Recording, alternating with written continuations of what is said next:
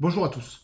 Comme vous avez pu peut-être le constater lors du dernier conseil municipal, nous avons voté avec le groupe Tarbes Citoyenne Écologique et Solidaire contre une baisse d'impôts, la baisse du taux de la taxe foncière. Ça peut paraître bizarre à certains d'entre vous, c'est pour cela qu'on vous doit cette petite explication. Tout d'abord, rappelez que l'impôt, bien évidemment, et notamment la taxe foncière, finance directement la collectivité et que son produit arrive directement dans les caisses de la mairie. C'est la raison pour laquelle nous ne sommes pas par principe pour baisser obligatoirement ces impôts, puisque du coup on se prive, d'une recette pour la collectivité.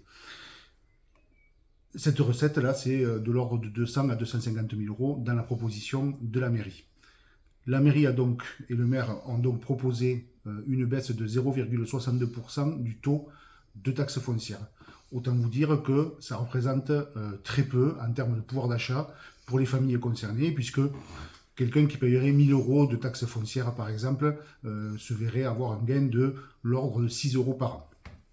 Dans un budget de plus en plus contraint, se priver d'une recette peut effectivement, à long terme, poser des problèmes. Nous avons de plus en plus de dépenses contraintes qui augmentent, comme par exemple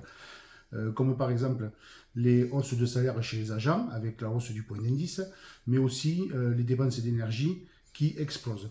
Si, dans un même temps, on baisse les recettes et on augmente les dépenses, nous rencontrerons des problèmes pour présenter un budget à l'équilibre dans l'avenir.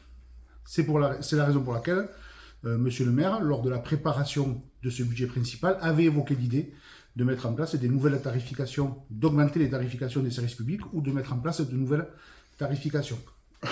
Donc globalement, vous comprenez bien que d'un côté, on propose une baisse de la taxe foncière qui concerne quelques personnes, puisque seuls les propriétaires payent la taxe foncière, et de l'autre, éventuellement, on pourrait proposer des hausses de tarification des services publics qui, pour le coup, concernent tout le monde, notamment les plus démunis de nos concitoyens.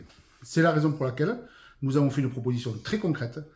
On renonce à la baisse de ces impôts, on récupère les 200 000 ou 250 000 euros de recettes qui en découlent, et nous mettons en place la gratuité des fournitures scolaires pour l'ensemble des écoles tarbaises, qui, pour le coup, donneront un vrai bol d'air en termes de pouvoir d'achat pour les familles concernées.